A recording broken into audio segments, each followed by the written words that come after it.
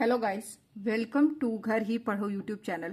So guys, as you know कि we have already started English shorthand course Pitman shorthand instructor key course and I already told to you we have already uploaded the course of Pitman New Era on the Career Knowledge YouTube channel.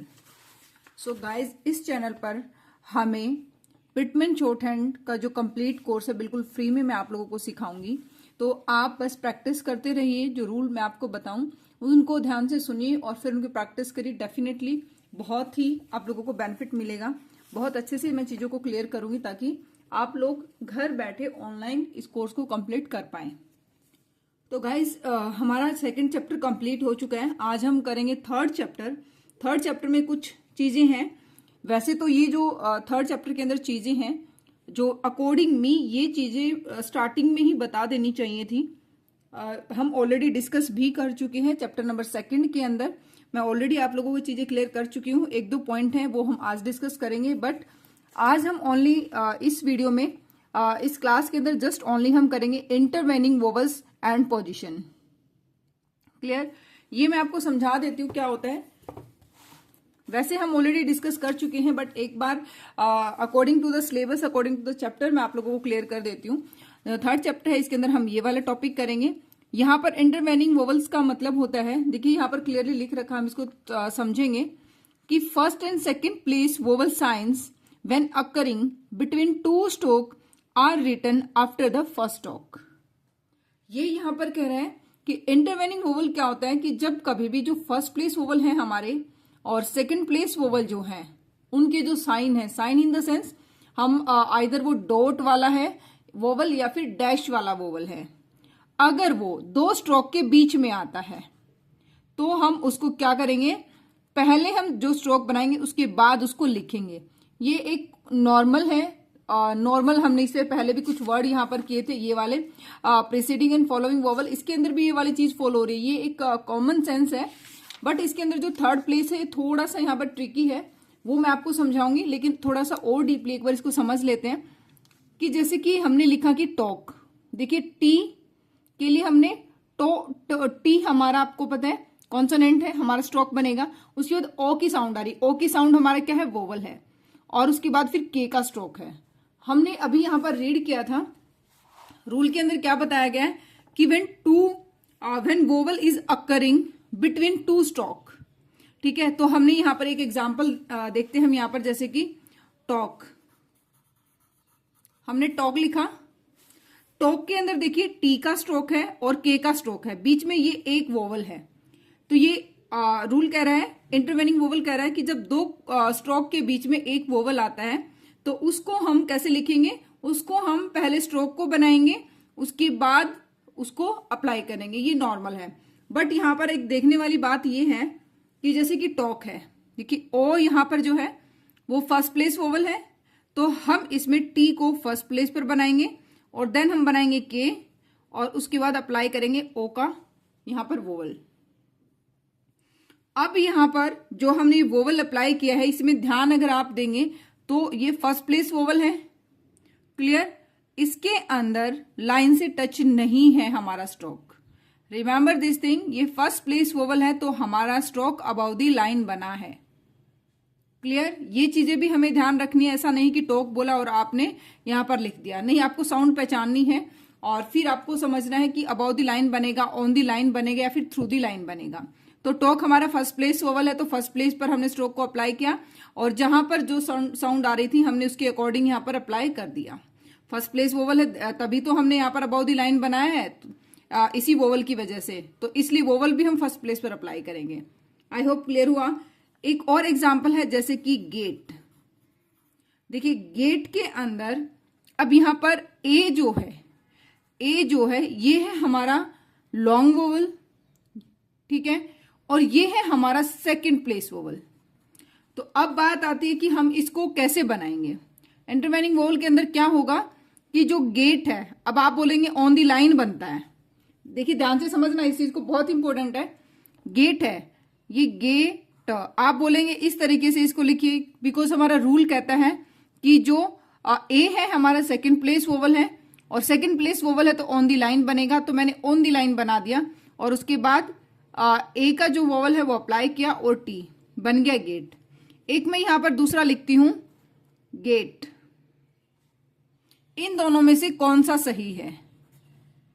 इन दोनों में से ये वाला सही है, उसके पीछे reason बताती हूँ, ये गलत है। अब ध्यान से समझेंगे, जो इंपॉर्टेंट बात ये है कि गेट, ठीक है।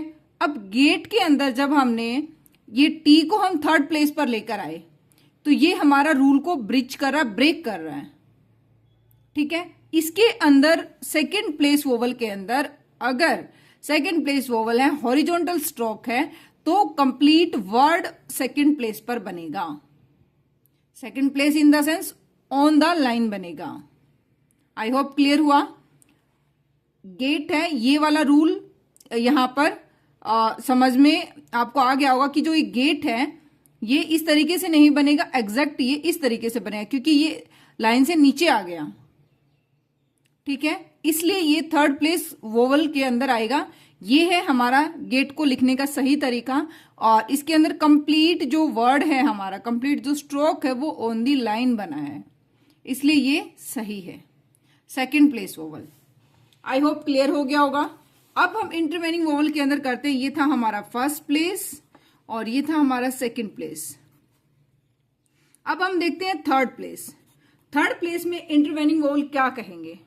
थर्ड प्लेस के अंदर होता है कि नॉर्मल इन्हीं की तरह है, नॉर्मल है, कोई अलग चीज नहीं है, बट समझने की यहां पर एक चीज है कि थर्ड प्लेस वोवल है। नॉर्मल आपको पता है कि कोई भी वर्ड है, जैसे कि हम देखते हैं पुल, ठीक है, ये हमारा थर्ड प्लेस वोवल है, हमने बनाया पुल और इस तरीके से हमने अप्लाई कर दिया। बट क्वेश्चन ये आता है कि ये जो मैंने पी के बाद यहां पर हमारा वोवल आ रहा है और उसके बाद हमारा स्ट्रोक है, तो थर्ड प्लेस के अंदर फर्स्ट प्लेस ये होता है, सेकंड प्लेस ये, थर्ड प्लेस ये होता है। बट मैंने इसको यहां पर क्यों लगाया है? ये जो वोवल है मैंने यहां पर क्यों लगाया? इसके पीछे क्या रीजन है? इसके पीछे रीजन है कि जो थर्ड प्लेस वोवल है, थर्ड प्लेस वोवल अगर सिंगल है, ठीक है, अगर सिंगल है तो आप इजीली बना सकते हैं।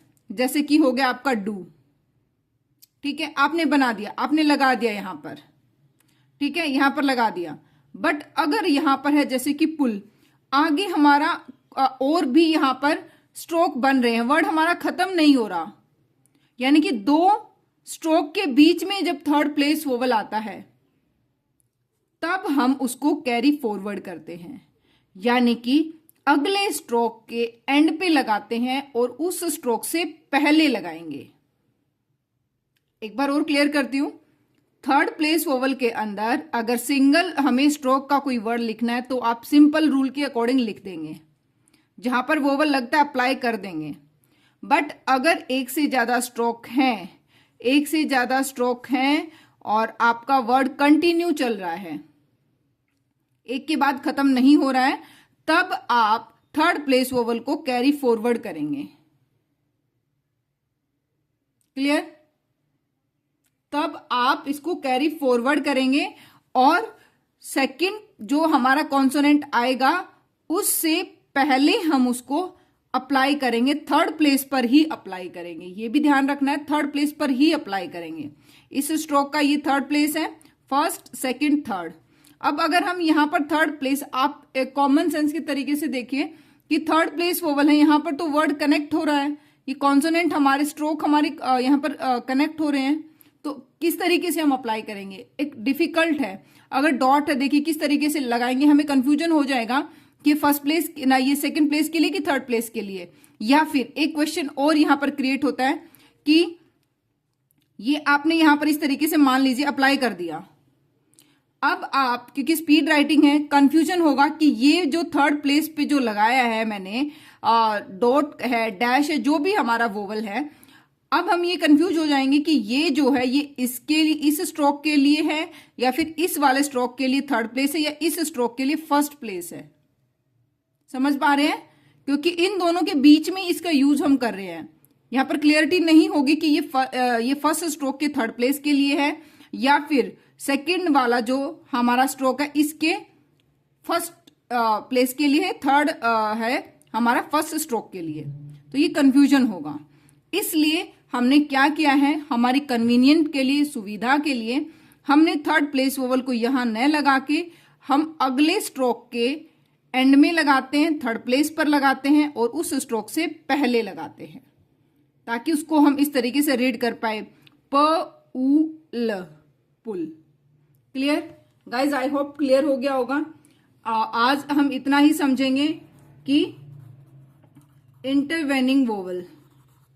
क्लियर, आज हम इतना ही सीखेंगे। नेक्स्ट में हम देखेंगे कंपाउंडिंग और पोजीशन ऑफ आउटलाइंस की पोजीशन। वैसे तो हम पोजीशन भी पहले कर चुके हैं, बट अकॉर्डिंग टू सिलेबस में आप लोगों को डेफिनेटली करवाऊंगी। तो इस तरीके से देखिए, यहां पर आपको देखना इंटरवेनिंग वोवल प्लेसिंग यहां पर भी समझाई गई है। First place, second place, third place जब यहां पर हम नहीं लिखेंगे, हम उसको फॉरवर्ड कर देंगे नेक्स्ट स्ट्रोक से पहले और थर्ड प्लेस पर ही। ये देखिए यहां पर भी थर्ड प्लेस पर इसको फॉरवर्ड कर रखा है, यहां पर भी थर्ड प्लेस वोवल को नेक्स्ट वोवल के साथ इन्होंने कैरी फॉरवर्ड कर रखा है। देखिए पहले आई या बाद में आई, वो उसके अकॉर्डिंग हम यहां पर लिखेंगे। क्लियर, तो I hope guys intervening vowel आपका कंप्लीट हो गया है। अभी आपको इसी रूल को समझना है, फिर नेक्स्ट हम ये वाले रूल करेंगे यहां पर कंपाउंड और यहां पर पोजीशन ऑफ आउटलाइन। गाइज अच्छे से प्रैक्टिस करते रहिए, बहुत अच्छे से आपको सभी रूल मैं सिखाऊंगी और बिल्कुल फ्री है, बिल्कुल फ्री ऑफ कॉस्ट है। और अगर आप लोग इस वाली बुक से कोर्स करना चाहते तो हमारा दूसरा चैनल है कैरियर नॉलेज, तो आप वहां से भी विजिट करके इस वाले कोर्स को वहां पर देख सकते हैं। Good luck, take care, do practice.